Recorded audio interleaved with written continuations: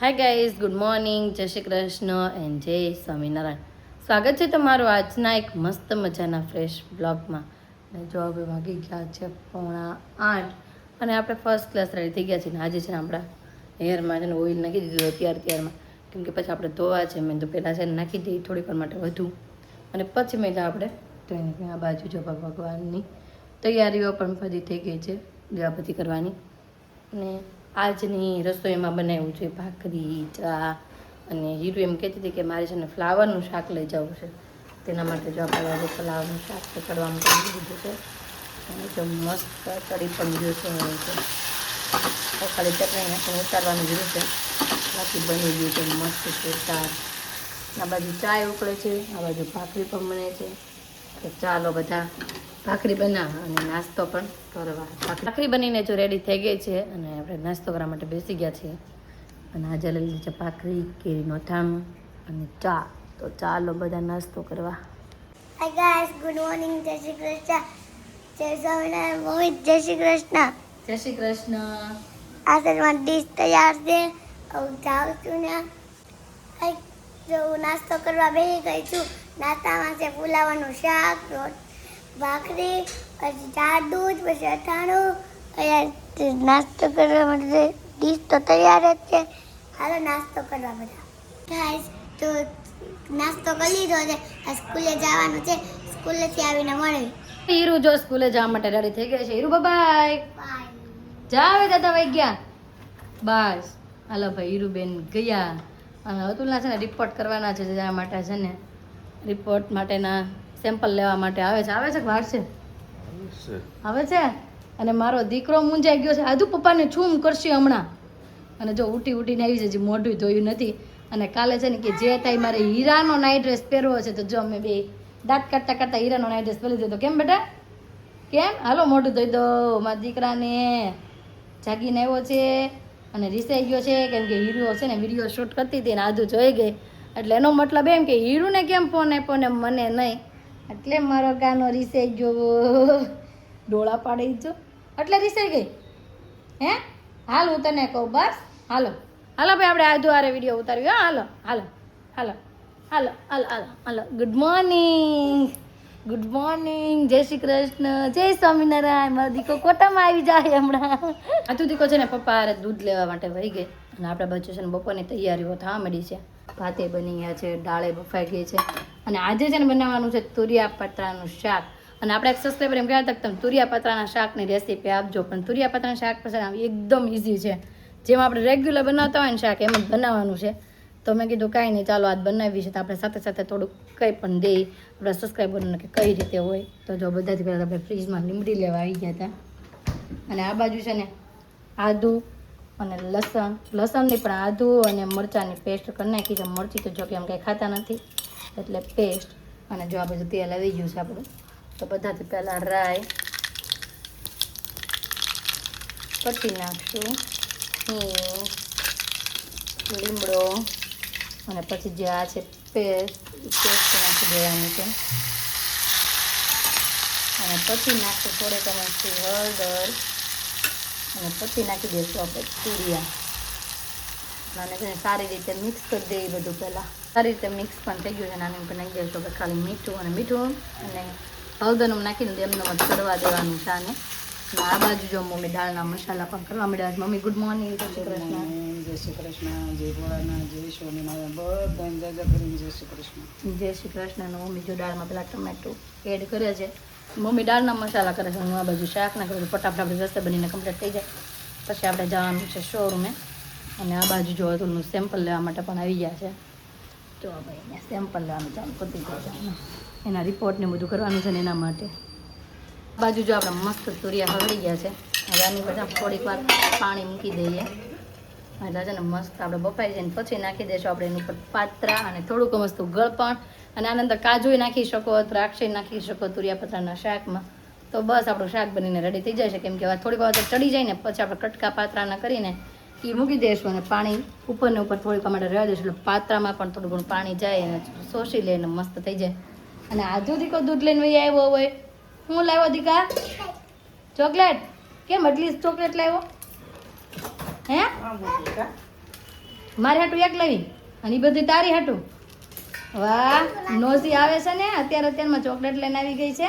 જો આપણે તુરિયા પણ મસ્ત ચડી ગયા છે અને તેલ પણ બધું ઉપર આવવા માંડ્યું છે. હવે આપણે છે ને જે પાત્રા હમણાં જ છે અને પાછો શેકવા માટે છે ને ગરમ પાણી ડીશ ટાંકી દઈએ. બસ 2 મિનિટ પાકશે એટલે આપણું શાક બનીને કમ્પ્લીટ રેડી. ને આ બાજુ જો ભાખરી ચા બધું બનવા માંડ્યું છે. તો હવે પાત્રા પણ આપણા મસ્ત આની અંદર સારી રીતે મિક્સ થઈ ગયા છે. છેલ્લે આપણે લાસ્ટમાં નાખીએ થોડી ગમે થઈ ખાંડ અને હવે પછી આપણે આને નીચે ઉતારી લઈએ. કેમ કે આપણે બનીને થઈ ગયું છે શાક રેડી. કામકાજ ખતમ કરીને જો હેર વોશ કરીને કાઢ બીજું નાહી લીધું અને આધુ દીકાને પણ નવડાવીને રેડી કરીને જો અહીં સુડાઈ દીધો. મેં ઘડીક વાર સુઈ જા, ત્યાં બાય ફ્રી થઈ જાય ને મારે જવાનું છે શોરૂમે. તો શોરૂમે જવા માટે રેડી થઈ ગયા છીએ. તો ચાલો શોરૂમે જઈ અને ફરી પાછા બપોરે આવીને મળીએ. તો બપોરનો સમય થઈ ગયો છે જમવાનો અને આપણે ઘરે આવી એવા છે. મેં જો ભાઈ 1:15 થઈ ગઈ છે. પપ્પાને ચૂમ ચૂમ થઈ ગયું છે. હા શું છે હવે તો ગાંઠિયો મસ્ત સુકાઈ ગયો છે એટલે વાગે ને કડકડીએ થઈ ગયા. આપણે રોંઢે તળશું. ઓકે હે ને? જા કેટલો કડકડો હોય છે, બહુ કડકડો હોય છે, બહુ મસ્ત સુકાઈ ગયો છે. અને પપ્પા નથી આવ્યા. ચૂમ તો દીધું પપ્પાને. હું ઘરે આવીને પણ પૂછે છે પપ્પા કેમ ન આવ્યા, પપ્પા કેમ ન. પપ્પાને ચૂમ કરી દીધું એટલે ન આવ્યા.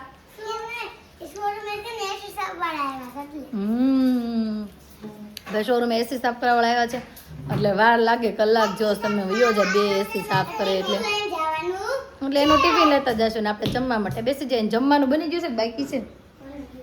બની ગયું છે. તમે જમી લીધું? બાકી? તારે બાકી કે જમી લીધું? જમી લીધું. કેમ બંધ જ કરી દો ને? કેમ કે સવારમાં શાક ભાખરી ખાઈને જાય, નાસ્તામાં શાક ભાખરી લઈને જાય, પછી તો બપોરે 11 વાગે તો નાસ્તો કરાવે તો 12 વાગે ક્યાંથી પછી ભૂખ લાગવાની તને?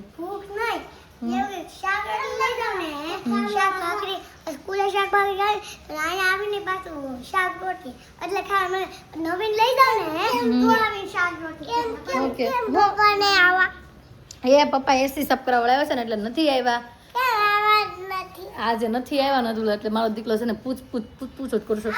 પાનું રેડી થઈ ગયું છે ને આમ જો આ બે નું બાંધે હમણાં ખાટલી લઈને શીખી કે બધે ખાટલી લઈને ચડી જાય છે. હા હમણાં લિક્વિડ લઈને હાથ ધોવા માટે બે ગયું. હીરુ ને ખાટલી વેવાની કેસો ઠેક. હારું હાલો ભાઈ જમવાનું રેડી છે. તો જમવામાં આજે તો તુરિયા પાત્રાનું શાક, રોટલી અને લીધું છે લીંબુનું અથાણું, છાશ, દાળ ભાત અને આપણે સવારમાં બનાવ્યું તો ફ્લાવરનું શાક. તો ફ્લાવરનું શાક છે. તો ચાલો જમી લઈએ. તો વાગી ગયા છે 8 અને છે ને ઘરે પહોંચી ગયા છીએ.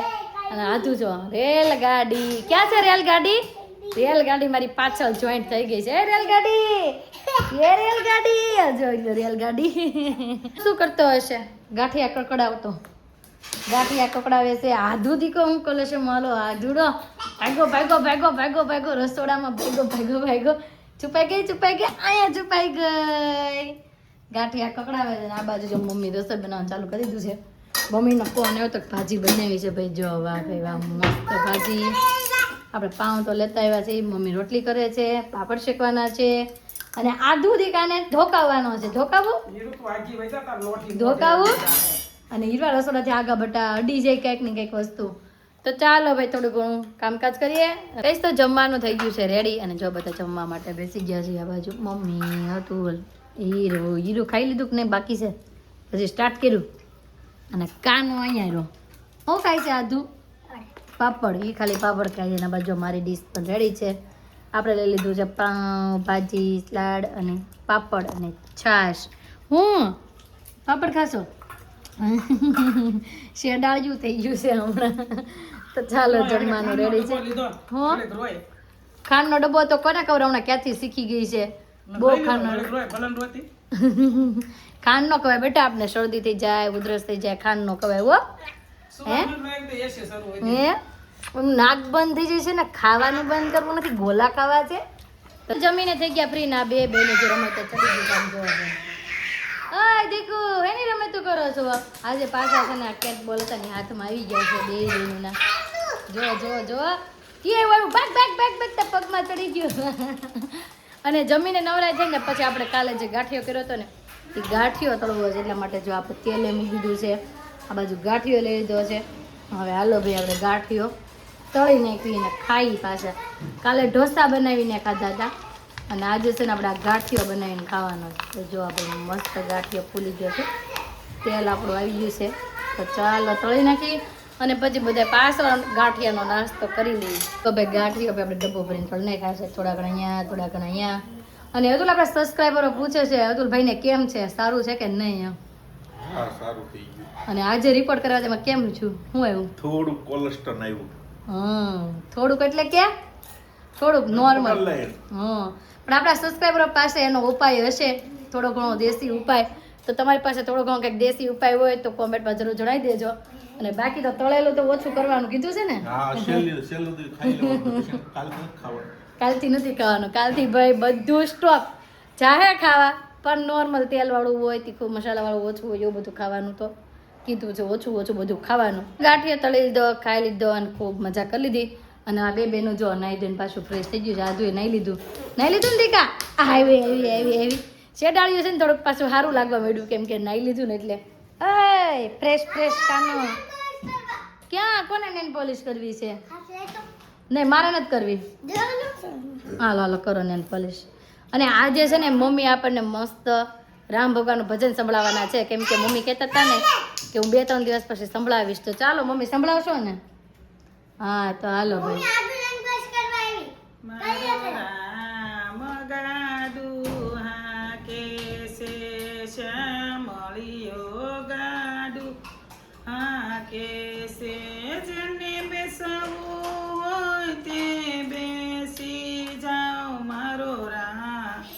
મગાડું હા કે છે મારે અયોધ્યા જાવું છે, મારે સરવો નદીમાં નાવું છે, મારે સીતારામને મળવું છે, મારો રામ ગાડું હા કે છે, મારો વહીવટ તે સંભાળે છે, મારો રામ ડુહા કે છે, મારે કૈલાસ મેં જાવું છે, મારે ગંગા નદીમાં નાવું છે, મારે મહાદેવને મળવું છે, મારો રામ ગાડું કે છે, મારો રામ ગાડું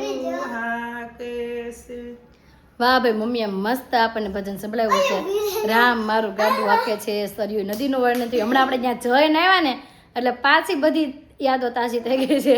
મારો દીદી એનું જો એક મારો પગ પકડી રાખ્યો છે અને એક મારા પગમાં નેન પોલિશ કરવું હું જોવા જોજો. હા ભાઈ કરી દો, હાલો નેન પોલિશ કરી દો. બીજું તો હું એને બાને કરો જાઓ.